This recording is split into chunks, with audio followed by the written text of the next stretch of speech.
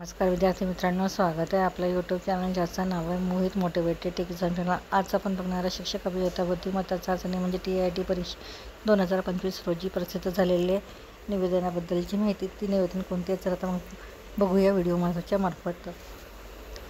महाराष्ट्र राज्य परीक्षा परिषद पुणे 4 शिक्षक अभियोगिता बुद्धिमत्ता चाचणी TIT परीक्षा 2025 प्रसिद्धी निवेदन।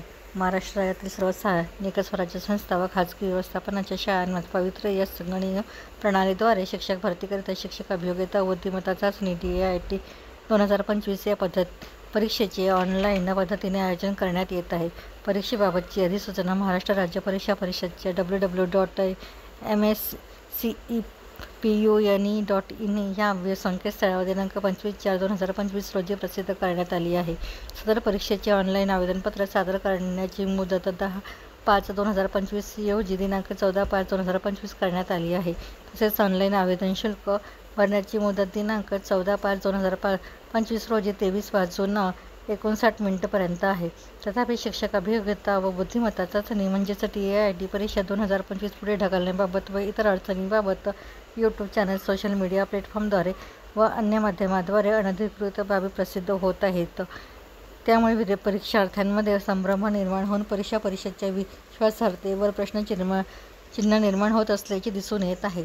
तरी या कार्यालयाचे दिनांक 21/3/2025 या प्रसिद्धी निवेदनाद्वारे महाराष्ट्र राज्यातील सर्व स्थानिक स्वराज्य संस्था व खाजगी व्यवस्थापन शाळांमध्ये पवित्र या संगणकीय प्रणालीद्वारे शिक्षक भरतीकरिता शिक्षक अभियोगिता व बुद्धिमत्ता चाचणी म्हणजे TIT 2025 या परीक्षेचे ऑनलाईन पद्धतीने आयोजन माहे मे व जून 2025 मध्ये करत असल्याचे अवगत करण्यात आले होते।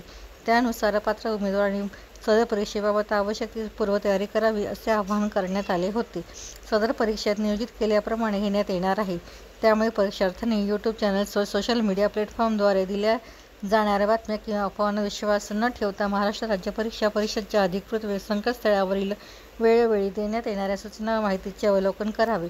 महाराष्ट्र राज्य परीक्षा परिषदेच्या अधिकृत वेबसाईट व्यतिरिक्त अन्य माध्यमातून प्रसिद्ध होणाऱ्या चुकीच्या माहितीमुळे विद्यार्थ्यांचे किंवा उमेदवारांचे नुकसान झाल्यास महाराष्ट्र राज्य परीक्षा परिषद हे कार्यालय जबाबदार असणार नाही। तरी विद्यार्थ्यांनी उमेदवारांनी अधिकृत संकेतस्थळावरील माहितीनुसार कार्यवाही करावी, असे मत अनुरोध आयुक्त महाराष्ट्र राज्य परीक्षा परिषद पुणे 4 यांच्याद्वारे स्पष्ट करण्यात आलेलं आहे। तर हे होतं बुद्धिमत्ता अभियोगिता शिक्षक अभियोगिता बुद्धिमत्ता चाचणी टेटबद्दल आलेली एक नवीन माहिती। व्हिडिओ आवडल्यास आपल्याला लाईक करा, कमेंट्स करा, जास्तीत जास्त व्हिडिओ शेअर करा, जेणेकरून इतरांना देखील व्हिडिओचा फायदा होईल। त्याचबरोबर चॅनलला सबस्क्राईब करायला देखील विसरू नका।